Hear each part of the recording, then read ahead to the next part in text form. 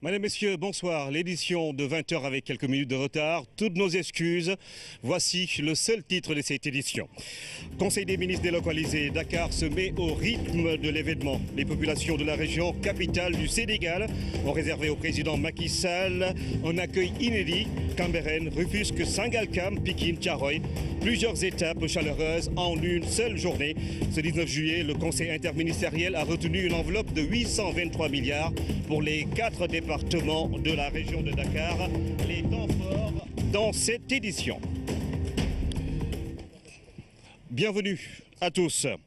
Un accueil très chaleureux a été réservé au président Macky Sall tout au long du parcours qu'il a emprunté, le menant de Cambérène à la route de Sangalkam, où il devait justement visiter l'Atlantic Food, une entreprise qui fait dans la pêcherie, mais également au rond-point Cambérène, à Bargny, à Pikine, à Mbao et Rufisque. Les populations ont communié avec le président Macky Sall. Aboubakar Kane.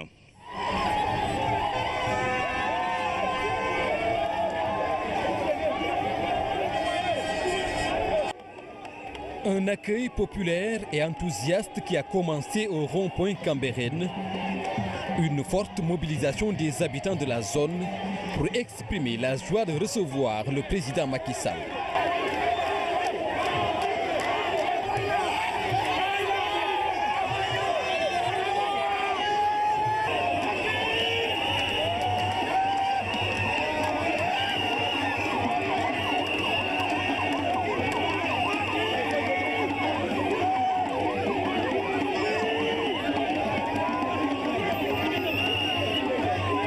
Même enthousiasme au rond-point Lobat Fall, où Pikine a pris le relais de la mobilisation.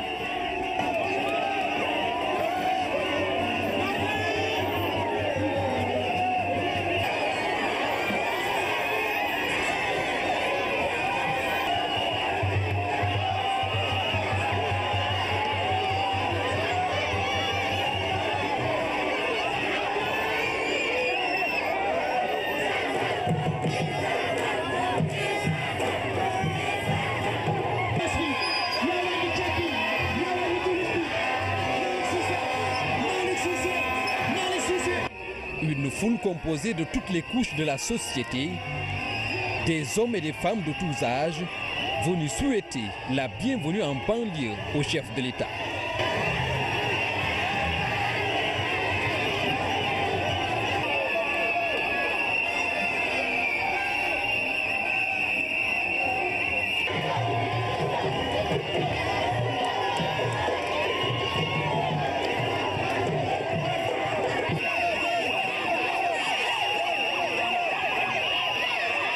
Un jalonnement rythmé qui s'est poursuivi jusqu'à Buntu Pikine, où il a été difficile pour le cortège présidentiel de se frayer un chemin.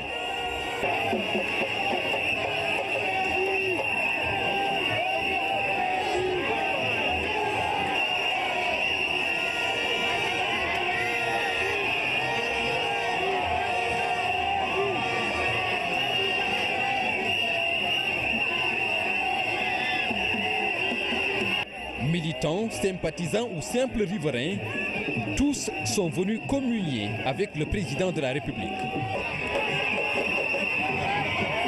Un accueil populaire, d'intenses moments de communion entre le président Macky Sall et la banlieue dakaroise. L'expression d'une joie et d'une fierté d'accueillir et de saluer son président.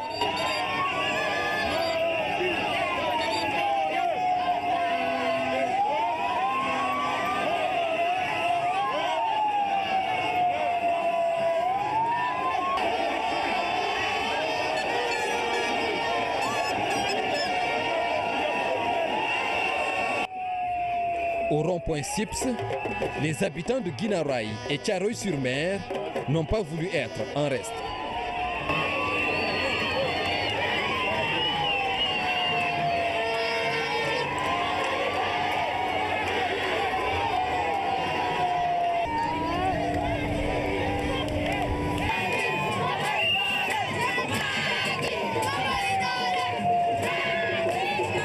Tout au long du trajet, La population de Thiaroye Azur, Sicap Mbao, Mbao, Petit et Grand Mbao, la même effervescence populaire a été notée.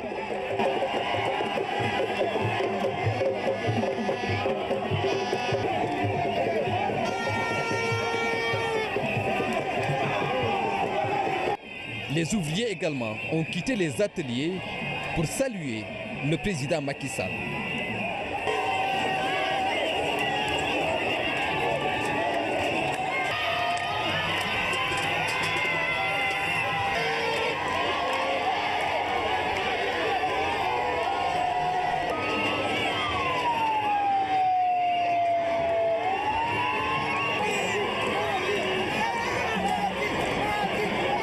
Après le département de Pikine, l'honneur est revenu à celui de Rufisque d'accueillir le cortège présidentiel. Une mobilisation exceptionnelle, notamment des femmes et des jeunes.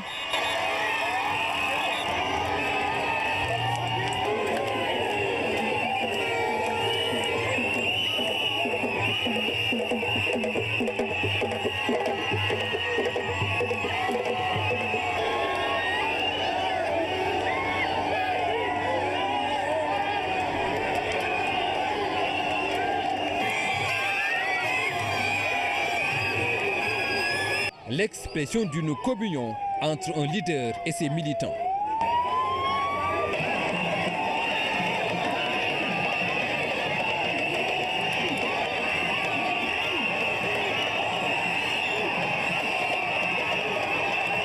Rufisque a exprimé son affection pour le président Macky Sall à travers un accueil chaleureux et rythmé, symbole d'une appropriation de la politique économique et sociale du chef de l'État.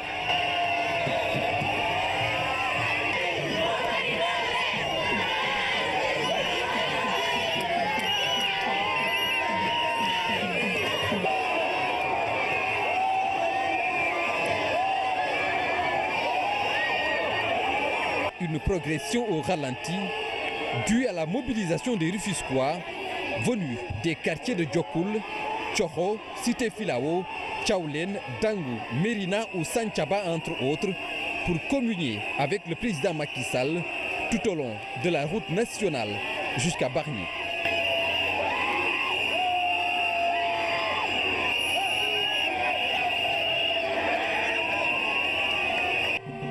La même ferveur populaire va accompagner le président Macky Sall jusqu'à Sangalkam, première étape d'une tournée de 4 jours dans les différentes localités de la banlieue dakaroise.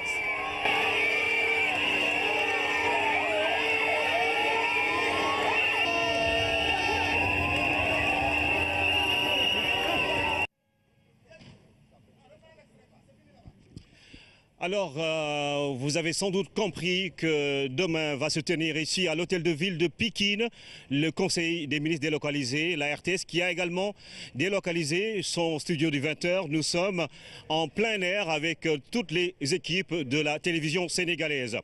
Alors, 1500 milliards de francs CFA investis par l'État du Sénégal en 2015. Les niveaux d'exécution des engagements pris lors des précédents conseils ministériels décentralisés sont très rassurants. Propos du Premier ministre Mohamed Boun Abdallah Dionne qui présidait justement cette cérémonie ce matin. Nous l'écoutons. À la date du 31 août 2015, les besoins en matière d'investissement étaient évalués à 2,872 milliards, plutôt 0,34 millions de francs CFA. Et le gouvernement a injecté à travers ces différents programmes 1573 milliards à fin août 2015, soit un taux d'exécution de 55%. Et nous avons ici, projet par projet, région par région, ce qui a été fait. Les niveaux d'exécution des investissements varient naturellement d'une région à l'autre, parce que tous les conseils ne se sont pas tenus le même jour. Il y a des conseils qui ont été organisés en 2012, d'autres en 2013, d'autres en 2014. Les niveaux d'exécution varient, comme je disais, d'une région à l'autre. Et pour Saint-Louis, nous sommes à 73% de taux d'exécution. 57% pour Kaolack, 73% pour Ziguinchor, 34% pour Fatick, 46% pour Tambacounda, 141% pour Matam. Là, on est allé au-delà de ce qui avait été prévu, compte tenu de la spécificité de cette région qui méritait un programme de rattrapage. 78% pour Louga, 72% pour Kolda, 59% pour Diourbel, 72% pour Thiès, 20% pour Kédougou, qui bénéficient d'un même type de programme que Matam, rattrapage, mais dont la date de tenue du Conseil est beaucoup plus récente. 12% pour Kaffrine. Pareil, nous sommes allés à Kaffrine en 2015 et 20% pour Sédhiou. Ces taux sont aujourd'hui largement dépassés parce que je parle là des taux de août 2015.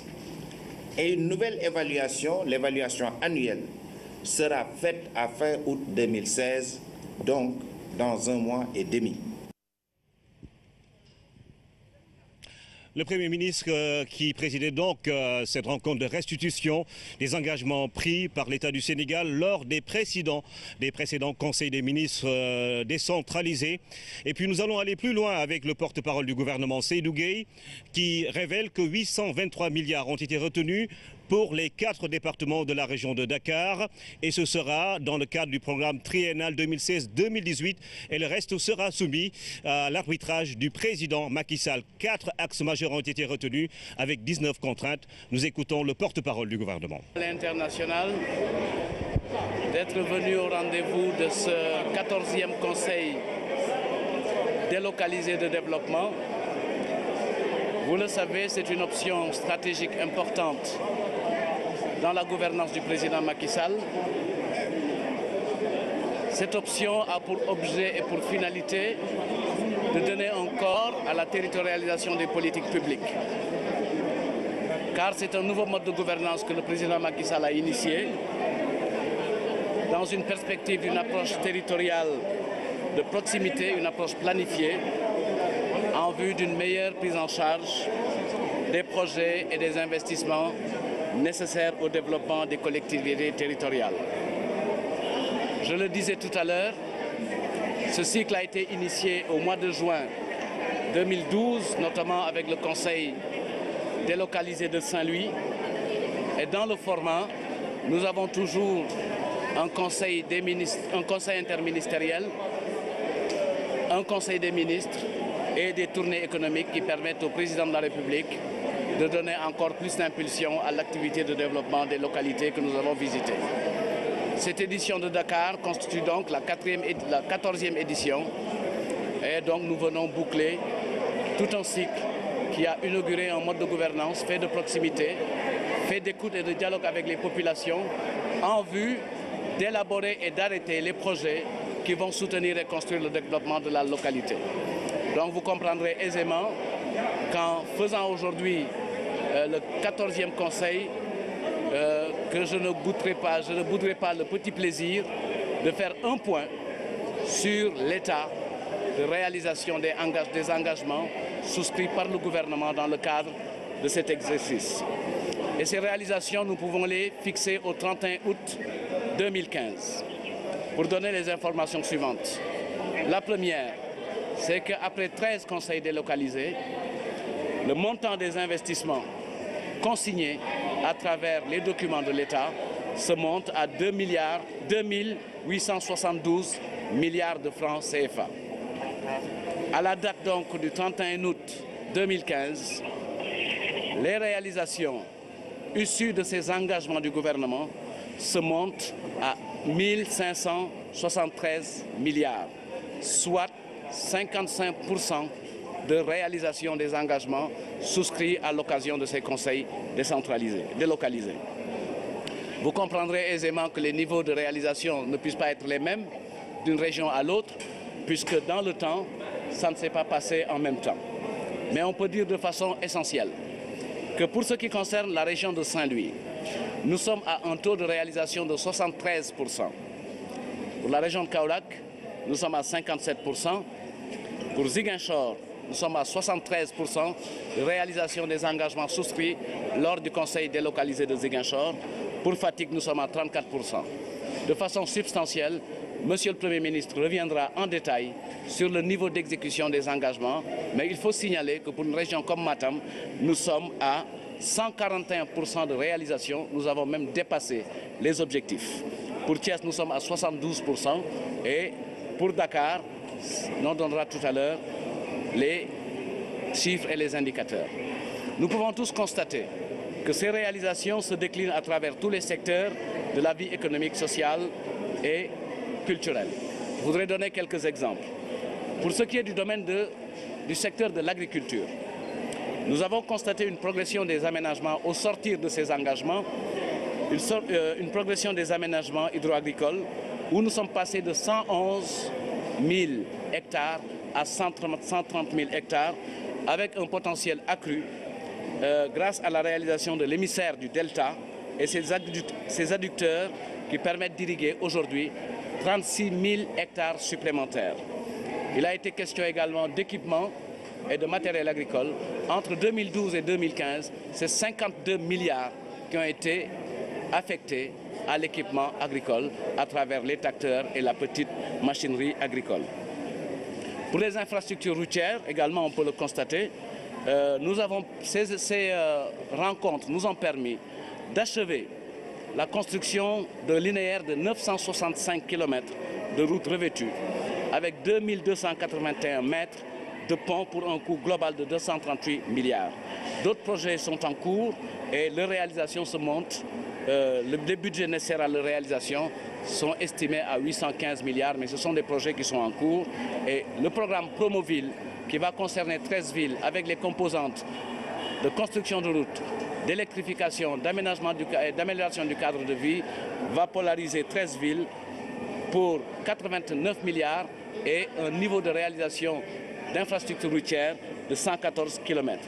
Au niveau de l'hydraulique, nous avons, grâce à cet exercice d'identification des besoins, de formulation des projets, pu réaliser un nouveau maillage du territoire et établir une nouvelle carte de l'alimentation en eau potable des principaux centres urbains à travers 17 forages, 17 châteaux d'eau, 2 usines de traitement et 720 km d'extension du réseau, ce qui a permis également de donner un accès à l'eau potable à travers les branchements sociaux à 53 000 ménages sénégalais. À ce jour, il y a 110 milliards qui ont été mobilisés au niveau de l'électrification rurale qui nous ont permis d'électrifier 1400 villages, faisant passer ainsi le nombre de personnes qui ont accès à l'électricité en milieu rural de 1 700 000 à 2 166 000 personnes. Et ces scores et résultats sont amplifiés à travers les résultats et les performances du PUDC, qui est le programme d'urgence de développement communautaire lancé par le président Macky Sall, avec les 4 composantes, accès à l'électricité, accès à l'eau potable, aménagement de pistes pour régler le désenclavement et équipement des femmes pour créer les conditions d'une économie rurale. Donc, toutes les régions portent aujourd'hui les impacts visibles et indélébiles des projets retenus dans le cadre des conseils délocalisés. Le président Macky Sall a encore plus d'ambition et le gouvernement, sous sa haute impulsion, entend amplifier ses réalisations. Autrement dit, le gouvernement conduit par M. Mohamed Dionne est un gouvernement d'engagement. Les engagements qui concernent la région de Dakar seront respectés puisque, vous le savez, depuis l'arrivée du président Macky Sall en 2012, le Sénégal est engagé dans un processus d'investissement continu.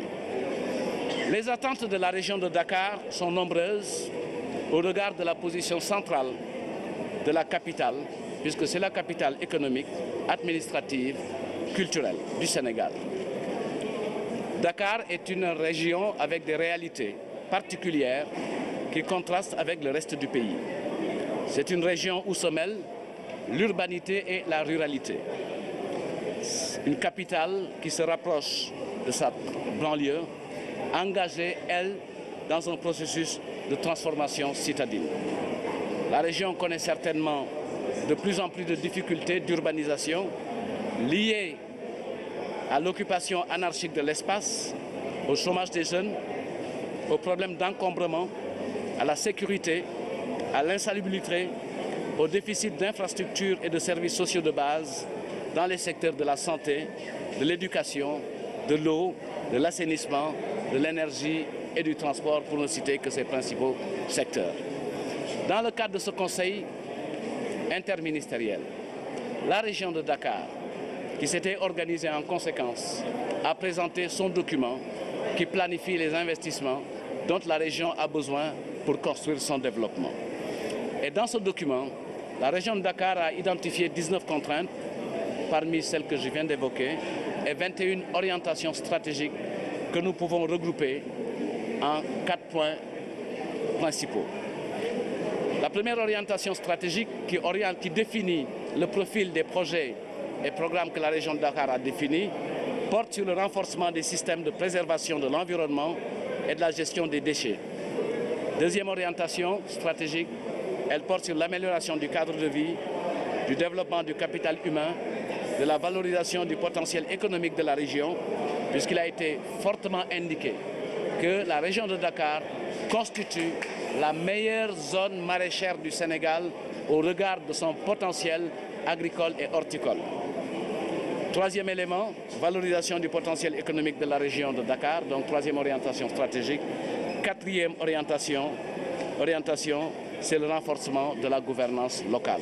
Donc 4 orientations stratégiques, 19 contraintes qui ont permis d'arrêter un coût global des besoins en financement des projets de la région de Dakar à 823 milliards, dont 455 milliards déjà prévus dans le cadre du budget à travers le programme triennal d'investissement prioritaire 2016-2018.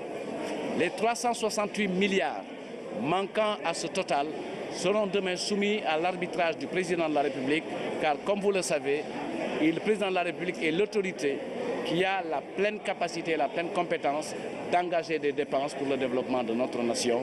Et ce projet lui sera soumis demain à l'occasion du Conseil des ministres qui se tiendra au niveau de la ville de Pikine. Vous le savez, la région de Dakar a défini ses projets spécifiques, mais il y a une synergie avec des projets de portée nationale qui vont impacter nécessairement le développement de la région de Dakar.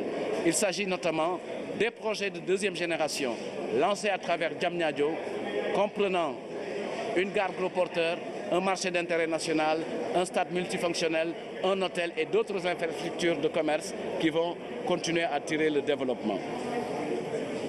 Le budget qui a été prévu, donc les investissements prévus par la ville de Dakar, par la région de Dakar, ont été répartis par des axes stratégiques conformément aux orientations définies dans le plan Sénégal émergent.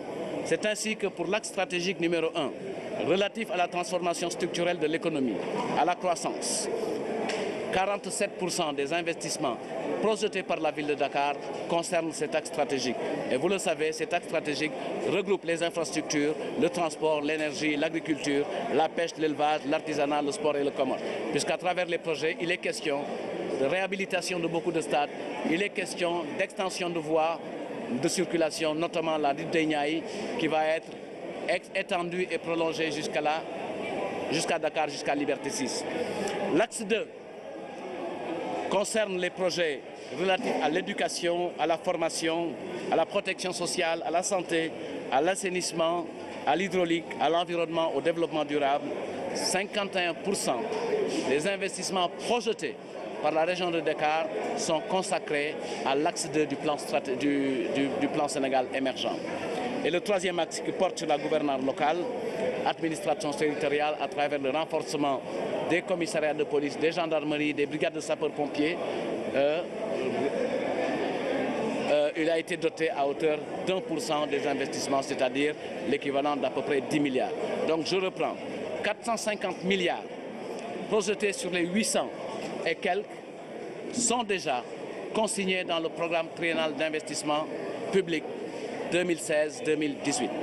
Les 300 et quelques milliards restants seront soumis demain au président de la République dans le cadre du Conseil des ministres. Donc on peut dire de façon substantielle et pour conclure qu'au regard des besoins en investissement, il est question de mettre en œuvre une stratégie pour faire de Pikine, Guédiawaye, Rufisque de nouveaux pôles d'attraction socio-économique.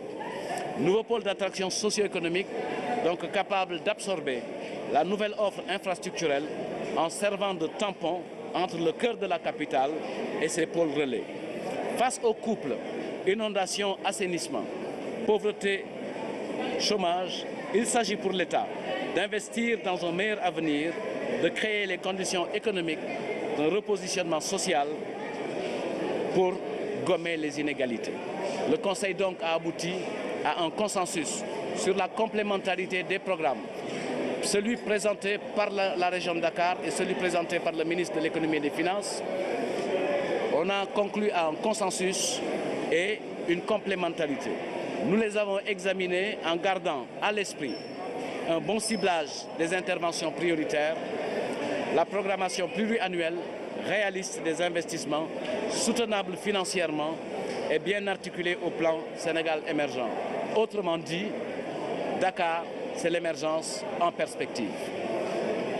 Les montants seront donc soumis au chef de l'État qui va les valider et il faut retenir qu'il y a une synergie entre les projets proposés par la région de Dakar et les projets de portée nationale qui ne manqueront pas d'impacter le développement de la région de Dakar, dont aujourd'hui les différents acteurs se sont rencontrés, ont rencontré le gouvernement et formulé dans une perspective de moyen, long et court terme les solutions qu'ils envisagent pour la grande satisfaction des besoins des populations. Alors, vous venez d'entendre donc le porte-parole du gouvernement, Seydou Gueye, qui faisait le résumé des mesures qui ont été prises à l'issue du Conseil interministériel. Infrastructure, énergie, santé, éducation, pêche, agriculture, autant de secteurs qui sont concernés par cette enveloppe de 823 milliards, 450 dans le programme triennal d'investissement public et les 372 autres qui seront soumis à l'arbitrage du chef de l'État demain. Alors, à l'issue de ce Conseil, les ministres ont bien voulu se prêter aux questions de nos reporters. Nous allons les écouter.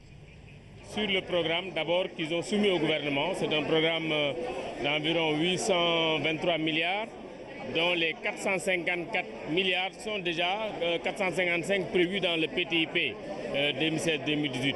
Donc il y a un gap de 360 et quelques milliards qu'il va falloir que demain que le gouvernement pose en tout cas sur la table du Conseil des ministres.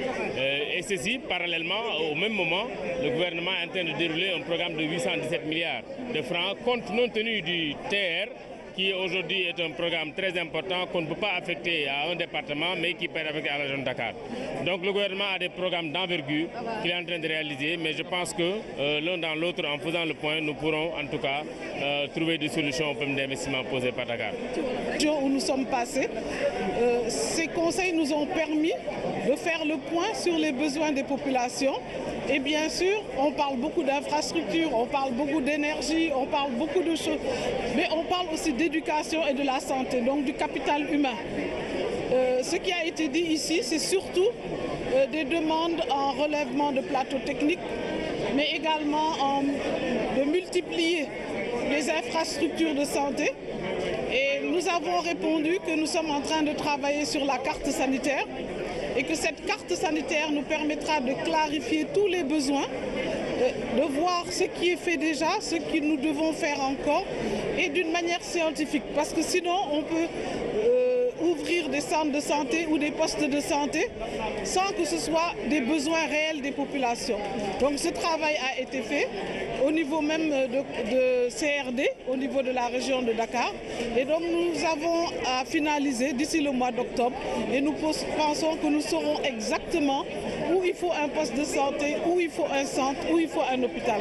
Et ça nous permettra d'avoir une vision qui sera une vision très très scientifique, mais également qui répondra aux besoins des populations. Il a été beaucoup question d'érosion côtière et de la loi sur le littoral. À Anne, à Fan, à Mbao, à Rufisque, à Bargny, Et donc la question de l'érosion côtière est préoccupante parce que c'est une côte fragile. Dakar est une zone côtière. Il y a des problèmes de destruction de biens, d'infrastructures, donc qui menacent le développement socio-économique même du pays.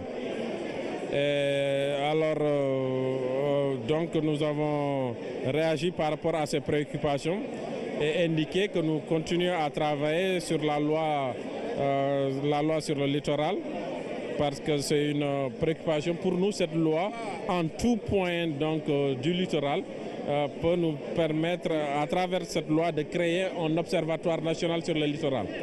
Et l'avantage de l'observatoire sur le littoral, c'est que sur tous les points du littoral, on peut avoir des données exhaustives qui peuvent nous permettre donc de définir et d'élaborer des politiques pertinentes. La mise en place de l'observatoire, c'est pour bientôt, parce que soit ça va être défini dans la loi, soit nous, dans le cadre des réformes institutionnelles que nous avons engagées au niveau du ministère de l'Environnement et du Développement durable, nous sommes en train de travailler sur la mise en place de l'observatoire sous peu de temps.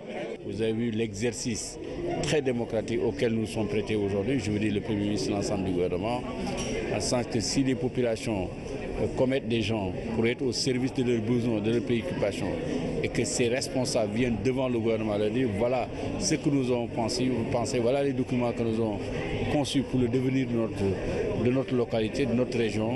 Voilà vous, gouvernement, qui détenez les moyens de les financer, ce qu'on vous propose de faire avec nous. Et le gouvernement a répondu, voilà ce que je propose, voilà comment on va se réunir pour ensemble que nous définissions les orientations générales et définissions également les moyens pour y arriver. C'est un honneur pour nous d'accueillir ce conseil interministériel parce que ça va nous permettre de poser les réels problèmes des populations, parce que aussi, que ce soit dans le cadre des infrastructures, que ce soit dans le cadre de l'énergie, que ce soit dans le cadre de la santé, et que ce soit aussi dans le cadre du cadre de vie comme la lutte contre les inondations. Je crois que beaucoup de problèmes ont été.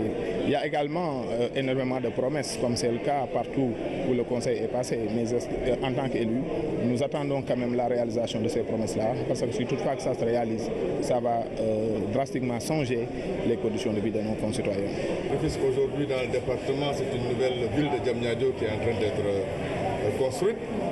Il est vrai que 261 milliards vont être investis dans cette zone, mais pour moi, tous ces investissements structurants ne concernent pas exactement la ville de Rufisque et les collectivités locales qui la composent. Pour l'essentiel de nos préoccupations, elles recoupent l'éducation. Dans ce département, il y a encore des collectivités locales qui n'ont pas de lycée. C'est le cas de Rufisque Ouest, c'est le cas de Tivaouane Peulh. Dans ce département, nous avons aussi des collectivités locales qui n'ont pas encore accès à l'électricité et à l'eau. Pour nous, c'est une préoccupation, c'est le cas de Tivaouane Peulh. Nous avons un manque criard d'infrastructures. Dans le domaine même de l'érosion côtière, je sais que c'est une préoccupation majeure de son Excellence le Président de la République, mais nous pensons qu'avec ce conseil des ministres, ce conseil interministériel et les décisions qui vont être prises par le Premier ministre, nous verrons dans le prochain programme d'investissement triennal que va exposer le ministère des Finances. Alors, nous allons vous faire écho des attentes de certaines personnalités connues au Sénégal et à travers le monde, notamment chez la frange femme. Et nous allons tout de suite écouter quelques-unes plutôt, parmi ces femmes qui habitent la ville de Rufisque. C'est une occasion pour le gouvernement également d'écouter la voix des populations par leurs représentants, d'être au contact de leurs préoccupations, d'écouter l'expression des besoins. Et ce que je salue dans ce conseil interministériel, c'est que c'est des moments orientés solutions. C'est des moments orientés expression de besoins de manière précise, mais également orientés solutions. C'est également une occasion, de mon point de vue, pour le gouvernement qui fait beaucoup de choses dans ce pays. Beaucoup de réalisations ont été opérées, de partager avec les populations des différentes localités ce qui cimente aujourd'hui l'action quotidienne du gouvernement dans leur localité. Puisque c'est vrai, il faut informer les populations sur ce qui se fait et écouter leurs préoccupations pour approfondir l'action publique dans le sens de la satisfaction de leurs préoccupations. Je m'en réjouis puisque je constate que le président de la République, candidat à l'époque, avait formulé un certain nombre d'engagements. Et à travers ce conseil interministériel, sur la région de Dakar, nous nous rendons compte que déjà, beaucoup de ces engagements aujourd'hui sont totalement réalisés ou sont en cours d'exécution. Il faut s'en réjouir parce que si nous voulons retrouver la crédibilité de la parole politique, c'est justement que les engagements soient suivis d'effets en termes de résultats à la grande satisfaction des populations. Et pour ce qui nous concerne, nous, ville de Rufisque, les enjeux sont majeurs. Et il est important aujourd'hui, et je signale ce symbole, que ce conseil interministériel se tienne dans cette salle des fêtes qui avait accueilli les discussions pour que le Sénégal aille vers l'indépendance. Ceci est important parce que cette commune de Rufisque est la 3e commune du Sénégal. Elle a été créée en 1880 et cette salle a abrité tous les joutes politiques qui ont conduit à l'indépendance et à l'émancipation du Sénégal. Et je pense qu'aujourd'hui, avoir la République qui se déplace dans cette salle, c'est aussi rendre hommage aux devanciers qui ont défriché le chemin.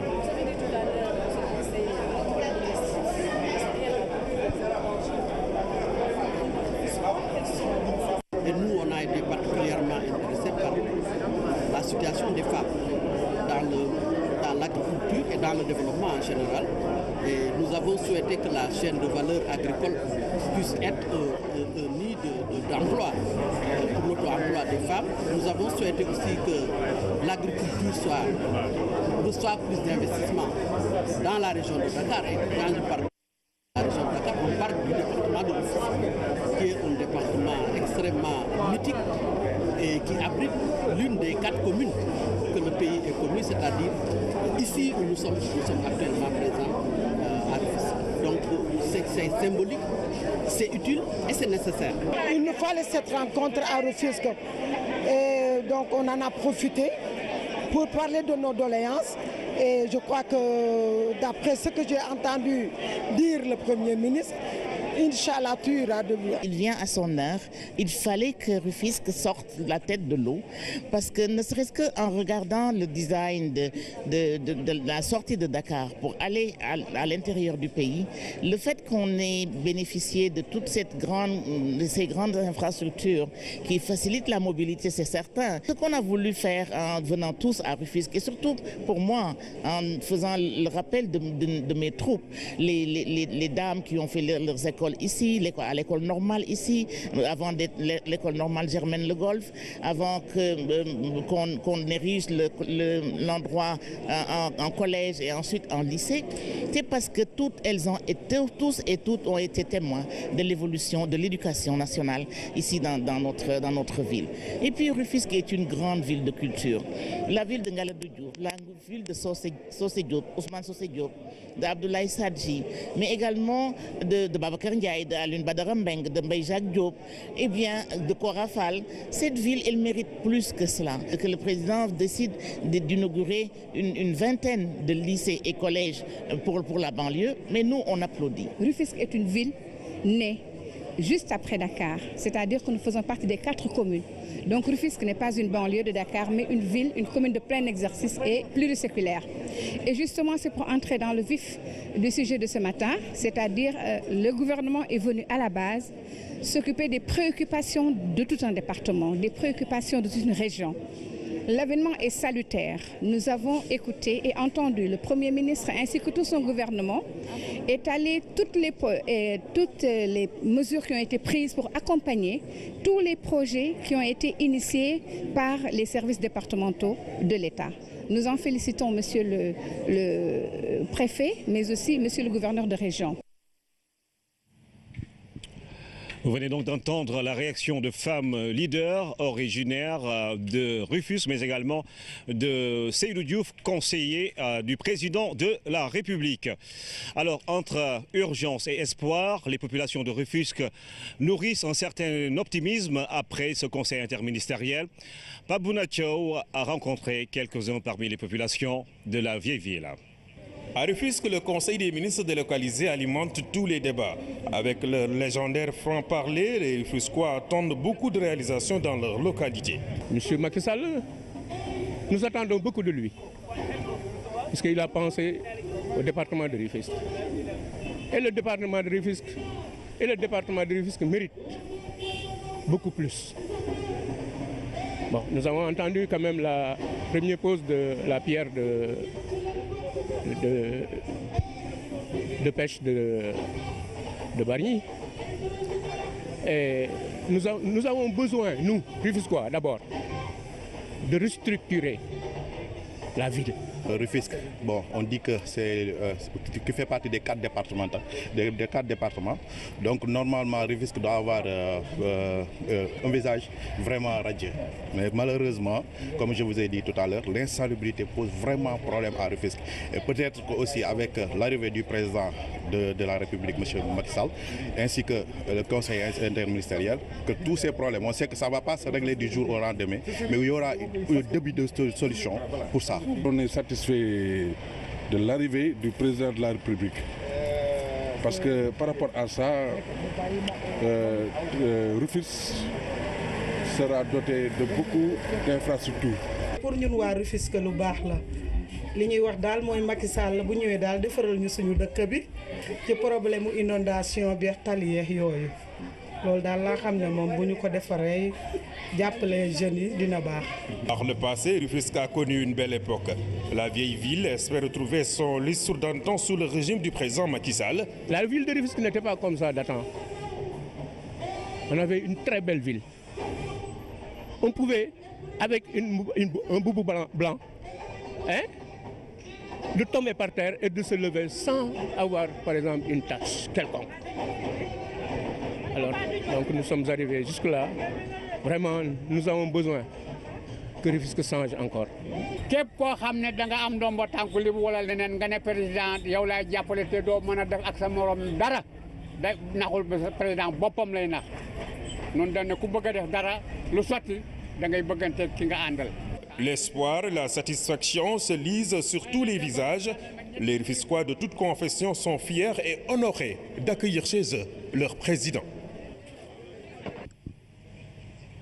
Avec des investissements de 15 milliards de francs CFA et une capacité de stockage de 200 tonnes de poissons par jour, Atlantic Seafood est le numéro 1 dans le traitement des produits halieutiques en Afrique de l'Ouest.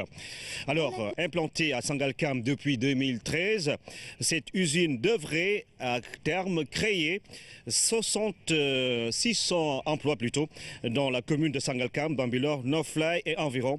L'espoir est permis. Visite guidée avec Ndeye Aïdadja. Dans la commune de Sangalkam, l'impact de l'usine Atlantic Seafood est bien perceptible. Avec une capacité de stockage de plus de 200 tonnes de poissons, l'entreprise accueille beaucoup de personnes à la recherche d'un gagne-pain. Toute la zone 7 ressent l'impact de cette usine de traitement des produits halieutiques. J'ai remarqué que les jeunes, les femmes et beaucoup de personnes travaillent dans cette usine.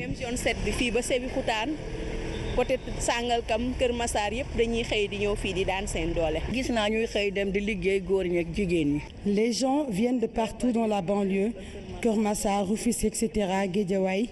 Cela nous permet aussi à nous vendeuses de tirer notre épingle du jeu, puisque ces travailleurs achètent des fruits en rentrant le soir. Parmi ces employés, Antafal qui vient de boucler une demi-journée de travail. Moi, je fais des emblasses, oui. Je fais des emblasses dans cette usine, mais cette usine-là, c'est très bon pour les gens qui sont pauvres, qui sont ici. C'est ça que je peux dire, oui.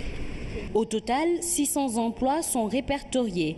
À terme, Atlantic Seafood veut faire croître ses effectifs par l'augmentation de sa capacité de production. Créée en 2013, l'usine utilise des infrastructures pointues qui permettent une congélation rapide des produits halieutiques. L'objectif est de booster la capacité d'exportation de la pêche sénégalaise tout en créant des emplois dans la commune de Sangalkam et environ. 600 emplois sont prévus à terme par cette usine Atlantic Seafood qui a été inaugurée aujourd'hui par le président Macky Sall. Suite et dernier sujet sur le site de recasement de Tivaouane Peulh, au-delà des commodités dont dispose la zone, des infrastructures qui sont bien implantées un peu partout dans ce site, il y a ces différentes disciplines sportives qui peuvent également s'y mener. L'objectif est de permettre aux jeunes de pouvoir s'épanouir dans un cadre agréable. Difficile de parler de la cité Apix également sans évoquer sa station d'épuration qui répond aux standards internationaux. Ibrahim Ondonga. C'est un site qui n'a rien à envier à certains quartiers modernes sur le plan d'aménagement. Ici, le bien-être des populations est érigé en super priorité par les autorités. En attestent les différentes commodités que l'on trouve sur place. Ce que moi je souhaiterais vraiment pour l'avenir au Sénégal, c'est que ce type de projet, qu'on puisse en faire d'autres sur le territoire. Parce que simplement, ça règle tous les problèmes. Dès le départ, comme l'a si bien fait l'APIX, toutes les préoccupations ont été pris en compte, de telle sorte que nous n'aurions plus dans l'avenir à faire de l'assainissement, des infrastructures, des aménagements complémentaires. Les jeunes de la localité ont été bien pris en compte dans la réalisation du projet. Plusieurs terrains de différentes disciplines ont été construits. On est venu ici, on a pratiquement tout trouvé. Côté sportif, on a un terrain multifonctionnel. Il y a du basketball, il y a aussi ce qu'on appelle du volleyball, handball, en fait, football. Tout a été bien aménagé dans le but de permettre aux jeunes de bien s'épanouir. Malgré ces différentes commodités existantes, l'aspect sécuritaire de la zone mérite d'être soulevé. La prévention de l'insécurité est le point faible de la cité Apix. Si nous relongeons ici des milliers de personnes, il est tout à fait obligatoire de prendre en compte ce volet. Mais la chance que nous avons, c'est que l'APIX a pris en compte ce volet sécuritaire. Donc nous bénéficions aujourd'hui d'un emplacement destiné à installer donc, une brigade qui se chargera de ce volet sécuritaire. Il est cependant difficile de parler du site de recasement sans évoquer le volet de l'assainissement. En plus de la station de pompage, il y a aussi la station d'épuration avec des machines de dernière génération. C'est une station qui a une capacité de 105 mètres cubes par heure en capacité moyenne et qui peut aller à un pic de 210 mètres cubes par heure. Elle a une capacité de raccordement de 30 000 personnes, donc 30 000 habitations. Donc c'est bien au-delà de la capacité actuelle de la zone de recasement. Donc elle prévoit le raccordement de d'autres communes sur son fonctionnement. Voilà un ouvrage qui, depuis qu'il est opérationnel, a permis le traitement des eaux usées et le recyclage. La preuve de la performance d'un volet d'assainissement, c'est l'absence d'inondation dans une zone. À date, on n'a pas connu des problématiques liées à des inondations dans cette zone. Elle a été bien assainie, très bien aménagée. Les allotissements sont faits de manière cohérente et la zone elle est une zone habitable correctement et proprement. C'est la preuve que la station d'épuration a été bien dimensionnée et l'assainissement est correct. Mais une précision s'impose. Les eaux usées sont d'abord traitées avant d'être réutilisées ou versées dans la mer. Reste maintenant à en faire bon usage, ce qui impose une gestion rigoureuse des ouvrages. C'est à proximité de la mer que le président Macky Sall va visiter dans le cadre de ce Conseil des ministres décentralisé. Inondation suite justement aux importantes pluies de 2012-2013. Le président Macky Sall a initié le projet de construction de logements sociaux et de lutte contre les inondations et les bidonvilles. La cité Taoufir Yarkar, par exemple, située à Tivaouane Peulh, constitue un des volets de ce programme. Plus de 2000 logements destinés aux victimes des inondations. À ce jour, une bonne partie de ces personnes ont été relogées. Fatimata Banelba. Cherfal est un homme comblé. Ce père de famille fait partie des heureux bénéficiaires de maisons à la cité Taoufir Yarkar de Tivaouane Peulh. C'est dans ces bas-fonds de Yeumbeul qu'il vivait avant de quitter en 2013 grâce au programme de logements sociaux. Je remercie le bon Dieu et le président Macky Sall. C'est lui-même qui m'a remis mes clés en main propre. Je n'oublierai jamais son geste. 175 familles ont été déplacées sur cet axe hydraulique pour permettre la réalisation de ce canal-là. Le deuxième site, c'est le site de Djeddah 1. C'est un quartier où 49 familles ont été relogées à Taoufir. Ce site n'a pas encore été aménagé, mais c'est un bas-fond dont on va faire le stockage des eaux. Ici, c'est le site de Ben Barag. Sur cet axe hydraulique, il y a 178 familles qui ont été relogées à Taoufir. Un climat de tranquillité règne à la cité Taoufir. À Niag, un des sites d'accueil de victimes des inondations, c'est la fin du calvaire pour beaucoup d'entre elles. Ce programme est connu sous le nom de Tawfekh Yakar. Donc c'est un programme qui concernait 2000 logements. Donc pour les victimes des inondations de la banlieue dakaroise. Donc à ce jour, le président Macky Sall a pu terminer sur les 891 logements, il a pu terminer 505 et sur les 2000 logements, il reste à ce jour 157 logements seulement à différents niveaux. Vraiment, nous remercions ceux qui nous ont amenés sur ce site. Nous ne craignons plus les inondations. Il fait bon vivre. Ce que nous déplorons, c'est le déficit en électricité et en eau potable. Cependant, des problèmes ne manquent pas. Les besoins en services sociaux de base restent les principales préoccupations. C'est le président qui nous a sortis des eaux et nous ne l'en remercierons jamais assez. Mais ici, l'accès est difficile. Se réveiller à 4 heures du matin pour aller acheter des marchandises, ce n'est pas évident. Nous aimerions avoir un marché, une école aussi, parce que nos enfants sont toujours dans des abris provisoires. Autre lieu, autre constat.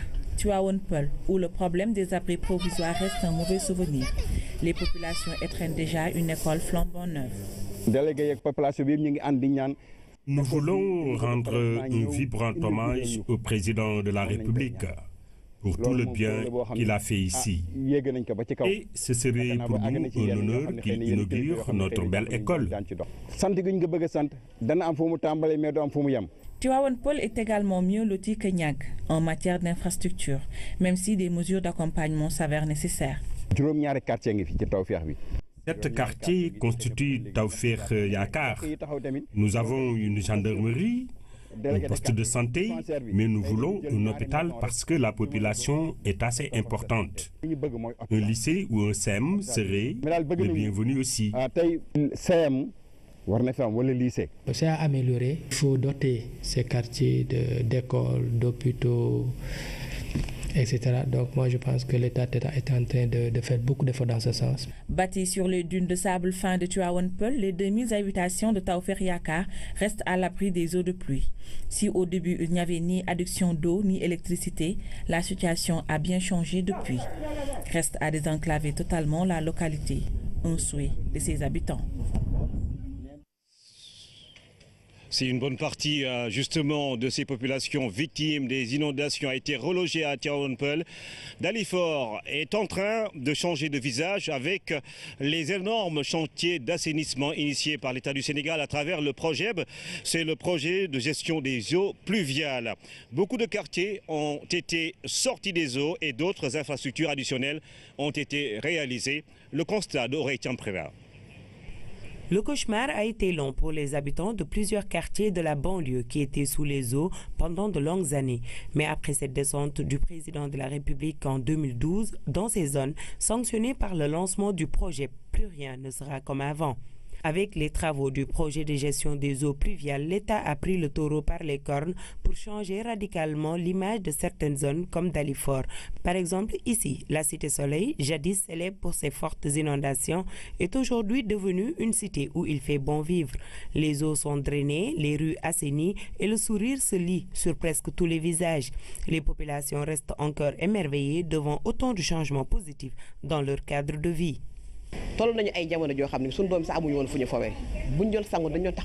Nous rendons grâce à Dieu parce qu'il fut des temps où nous prenions nos bains dans des bassines. C'était l'horreur. Mais maintenant, grâce à ce projet, le président de la République nous a ramené la joie de vivre. Nos quartiers sont assainis et nos enfants jouent dans les rues maintenant. Le projet nous a valu beaucoup de satisfaction. Les premiers résultats ont été probants. D'autant plus que si on jette un regard sur le paysage de Dalifort, on voit nettement que les choses ont vraiment changé. Et je pense qu'avec ce projet-là, l'espoir est permis. Maintenant, là, il y a des pavés, il y a des rues, il y a la voirie.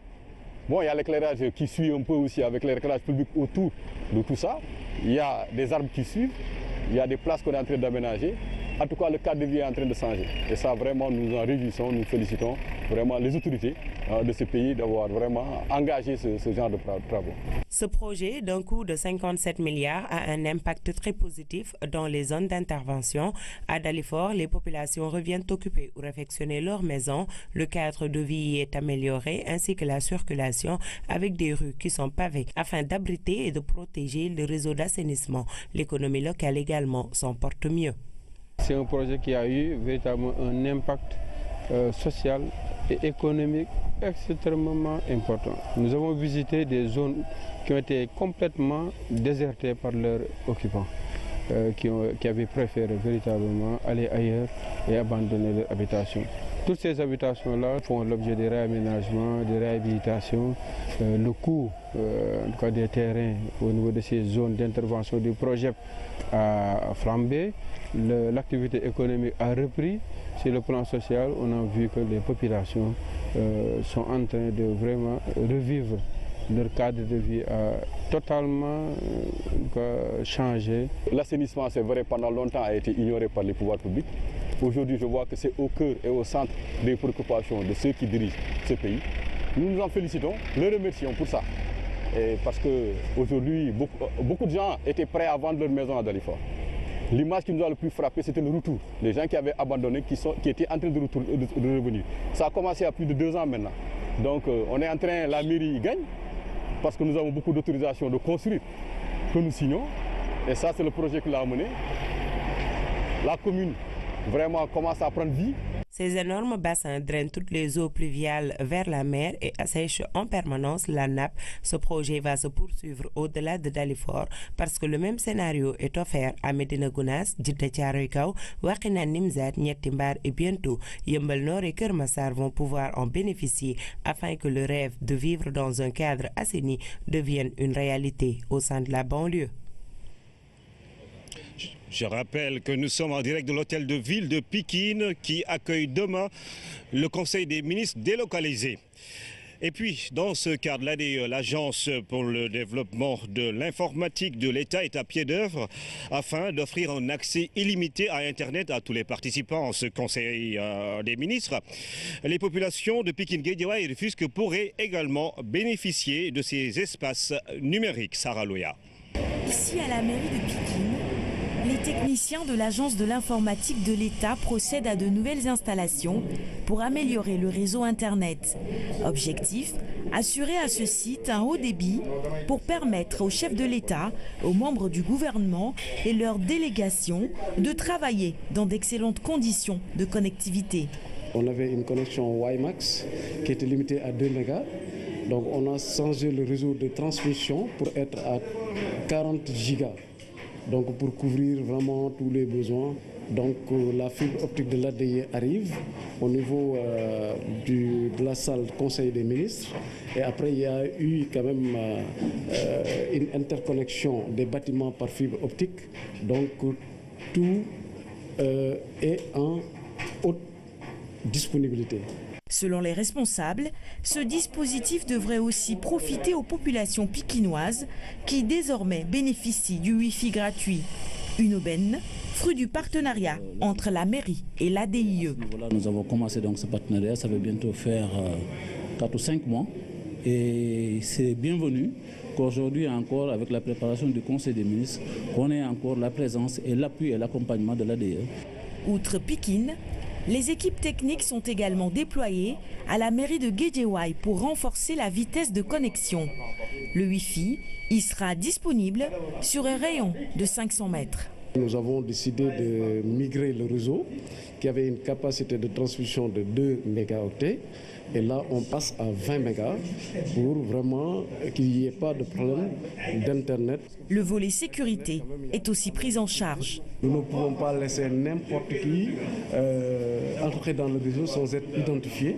Donc c'est pourquoi il y a un portail captif. Pour le directeur général de l'Agence de l'informatique de l'État, connecter la banlieue reste une priorité. L'agence y a notamment construit des salles multimédia. Nous avons surtout accompagné beaucoup d'établissements, que ce soit des écoles primaires, des CM, mais aussi des lycées qui sont au niveau de la banlieue, la mise en place de salles multimédia. Aujourd'hui, à notre actif, nous pouvons répertorier près de 40 salles multimédia qui ont été installées à ce jour. Rufisque n'est pas en reste. La ville a aussi bénéficié du programme Wi-Fi public dans les grandes villes.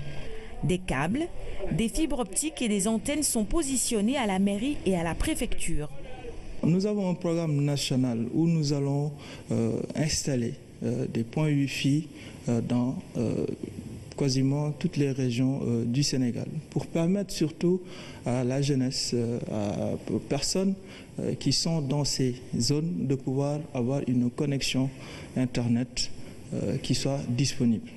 À l'ère du numérique, où le web est devenu incontournable, la DIE est en train de mettre les bouchées doubles pour que Internet soit accessible et en illimité pour tous.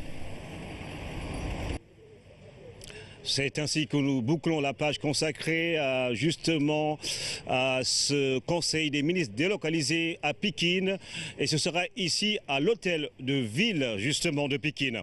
Tout à fait autre chose, en marge du 27e sommet de l'Union africaine, le président Macky Sall a eu un tête-à-tête avec son homologue rwandais, le président Paul Kagame. Les deux chefs d'État ont décidé de renforcer l'axe Dakar-Kigali à travers une coopération économique plus intense. Par Birambi Guéniaï. Le 27e sommet de l'Union africaine, c'est des rencontres en plein air, des huis clos, mais aussi des entretiens bilatéraux. À ce niveau, le président de la République Macky Sall s'est entretenu avec son homologue rwandais Paul Kagame. Un tête-à-tête mis à profit pour renforcer l'axe Dakar-Kigali, instaurer un partenariat économique entre les deux pays. Le Rwanda dispose désormais d'une ambassade au Sénégal, un pas franchi pour la consolidation d'une coopération qui se veut fructueuse. Le potentiel économique du pays des 1000 collines constitue une opportunité pour le Sénégal. Il s'agit de mettre l'accent sur les échanges d'expertise et d'expérience avec des partenariats en vue dans plusieurs secteurs tels que l'agriculture, qui occupe 90% de la population rwandaise, et l'industrie en pleine croissance.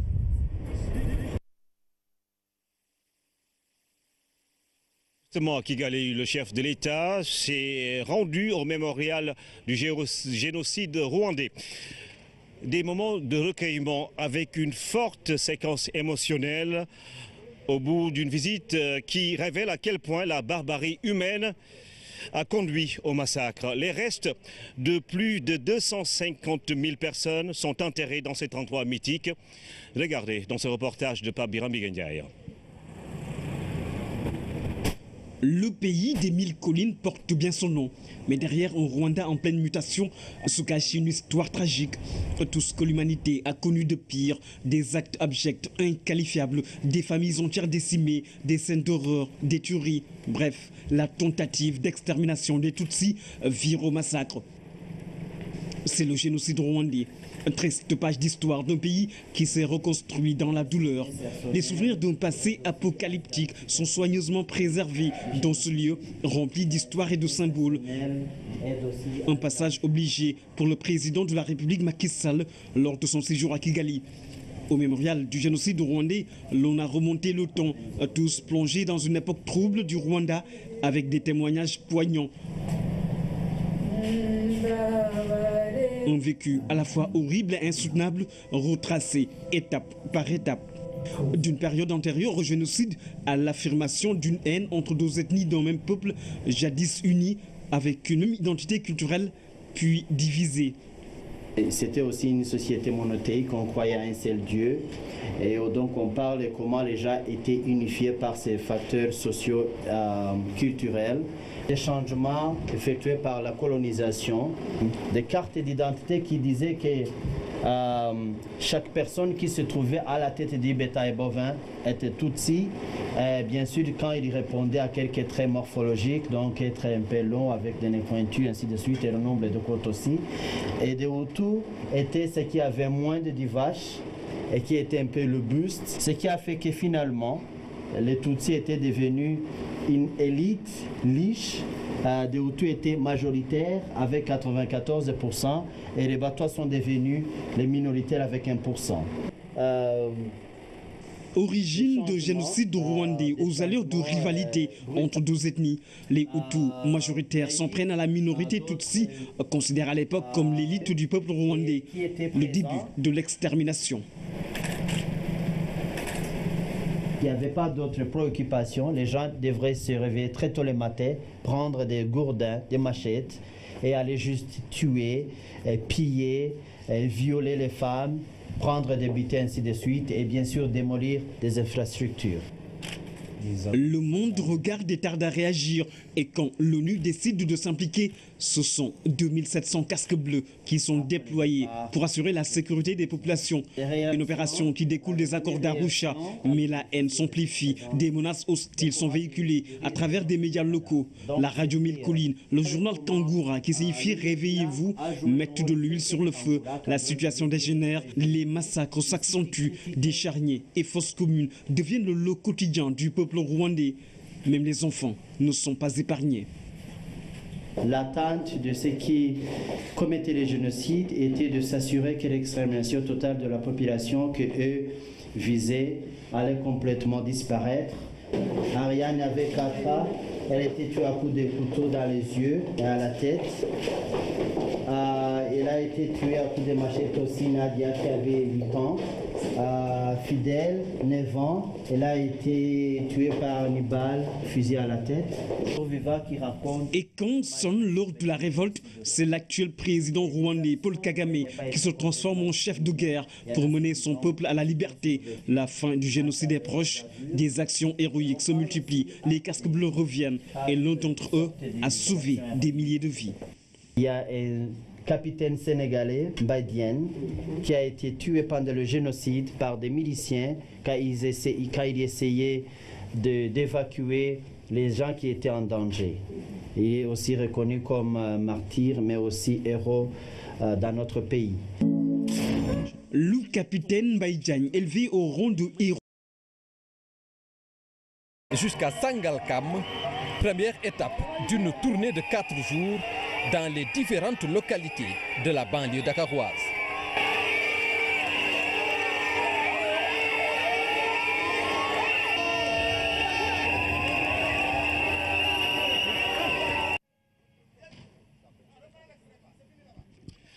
Alors, vous avez sans doute compris que demain va se tenir ici à l'hôtel de ville de Pikine le Conseil des ministres délocalisés, la RTS, qui a également délocalisé son studio du 20h. Nous sommes en plein air avec toutes les équipes de la télévision sénégalaise.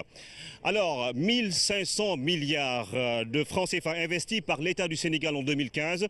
Les niveaux d'exécution des engagements pris lors des précédents conseils ministériels décentralisés sont très rassurants.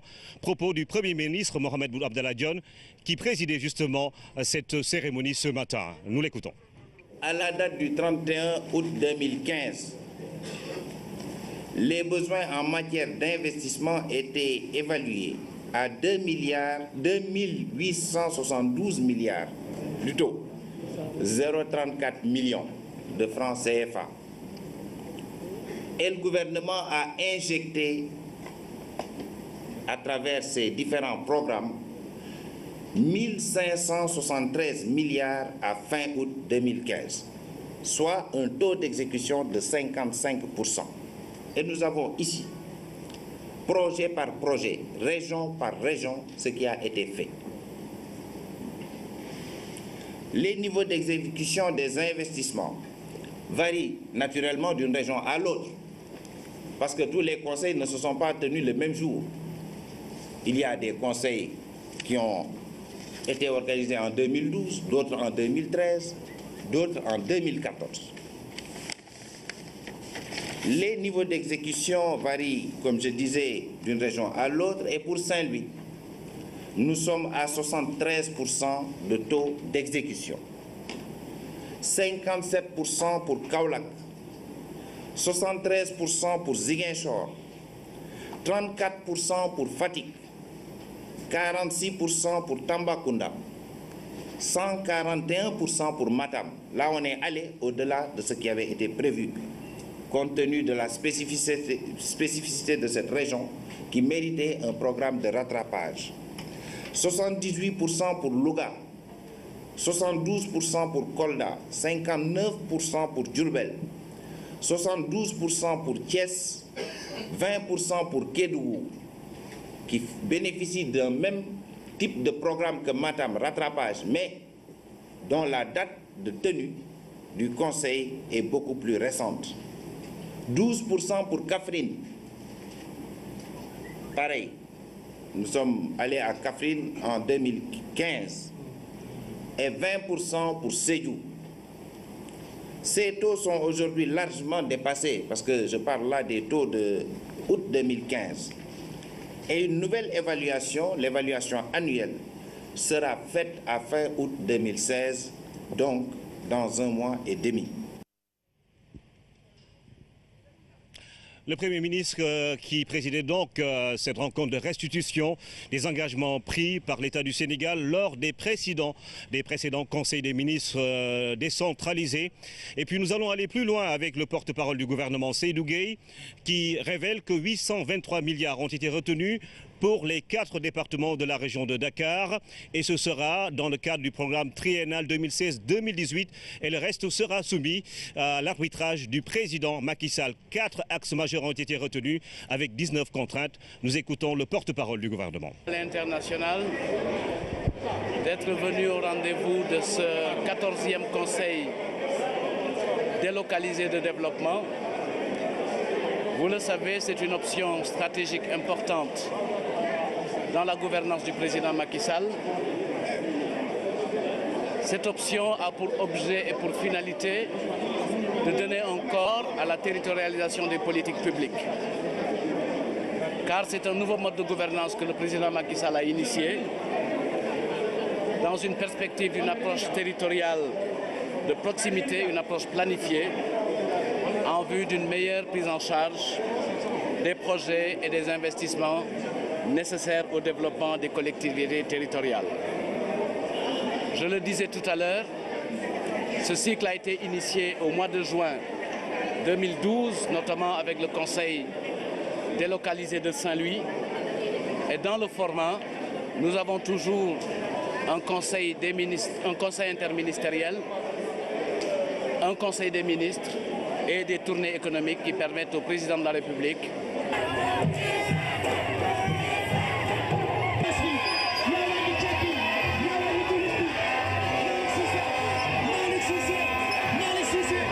une foule composée de toutes les couches de la société, des hommes et des femmes de tous âges, venus souhaiter la bienvenue en banlieue au chef de l'État.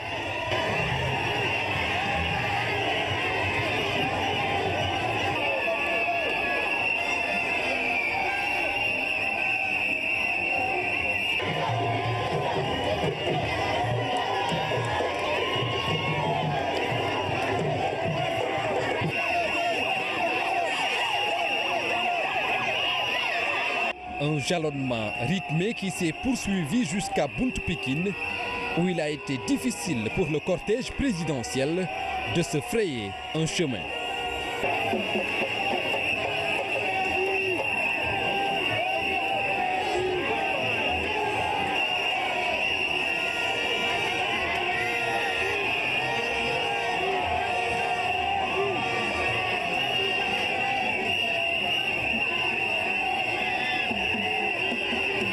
Militants, sympathisants ou simples riverains, tous sont venus communier avec le président de la République. Un accueil populaire, d'intenses moments de communion entre le président Macky Sall et la banlieue dakaroise. L'expression d'une joie et d'une fierté d'accueillir et de saluer son président.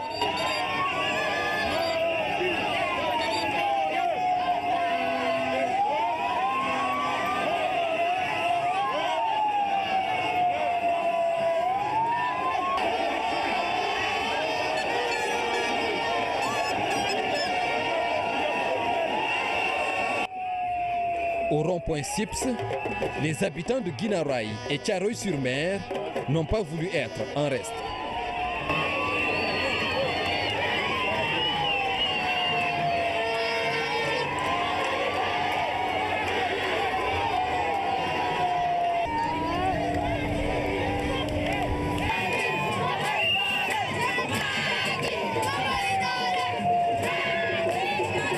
Tout au long du trajet, la population de Thiaroye Azur, Sicap Mbao, Mbao, Petit et Grand Mbao, la même effervescence populaire a été notée.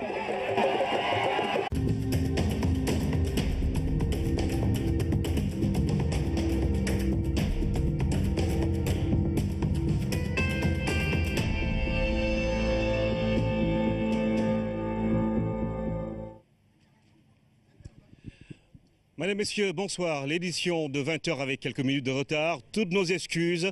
Voici le seul titre de cette édition. Conseil des ministres délocalisé. Dakar se met au rythme de l'événement. Les populations de la région capitale du Sénégal ont réservé au président Macky Sall un accueil inédit. Cambérène, Rufisque, Sangalkam, Pikine, Thiaroye. Plusieurs étapes chaleureuses en une seule journée. Ce 19 juillet, le Conseil interministériel a retenu une enveloppe de 823 milliards pour les 4 départements de la région de Dakar. Les temps forts dans cette édition. Bienvenue à tous. Un accueil très chaleureux a été réservé au président Macky Sall tout au long du parcours qu'il a emprunté, le menant de Cambérène à la route de Sangalkam, où il devait justement visiter l'Atlantic Food, une entreprise qui fait dans la pêcherie, mais également au rond-point Cambérène, à Bargny, à Pikine, à Mbao et Rufisque. Les populations ont communié avec le président Macky Sall. Aboubakar Kane.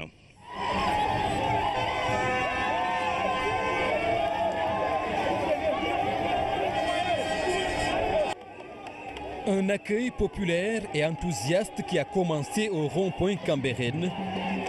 Une forte mobilisation des habitants de la zone pour exprimer la joie de recevoir le président Macky Sall.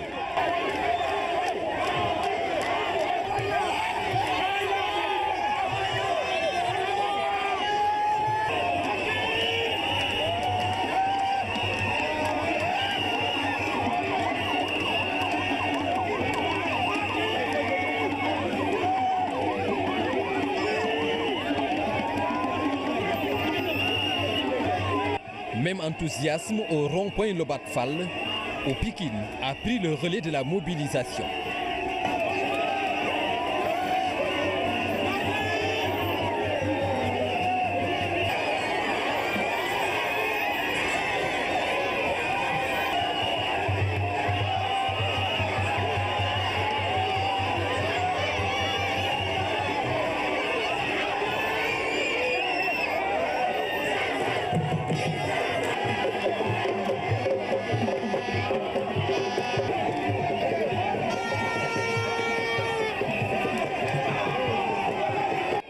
Les ouvriers également ont quitté les ateliers pour saluer le président Macky Sall.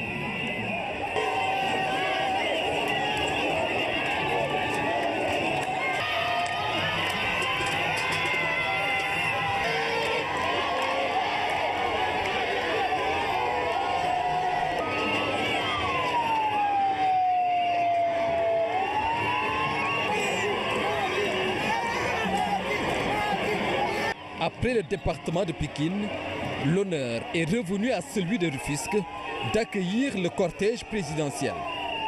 Une mobilisation exceptionnelle, notamment des femmes et des jeunes.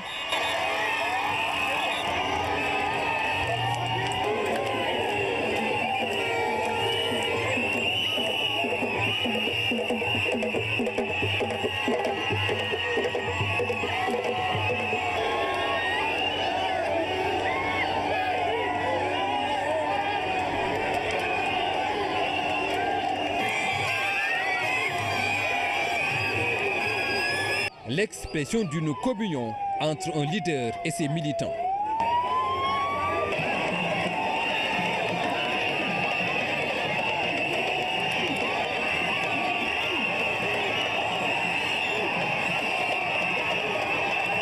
Rufisque a exprimé son affection pour le président Macky Sall à travers un accueil chaleureux et rythmé, symbole d'une appropriation de la politique économique et sociale du chef de l'État.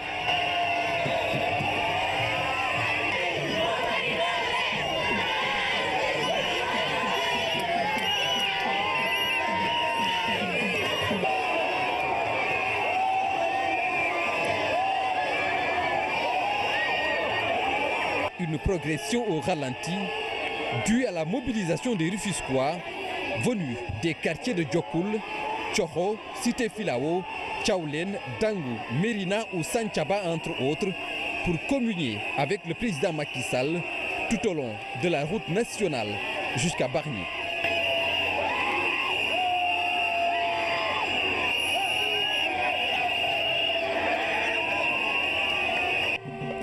La même ferveur populaire va accompagner le président Macky Sall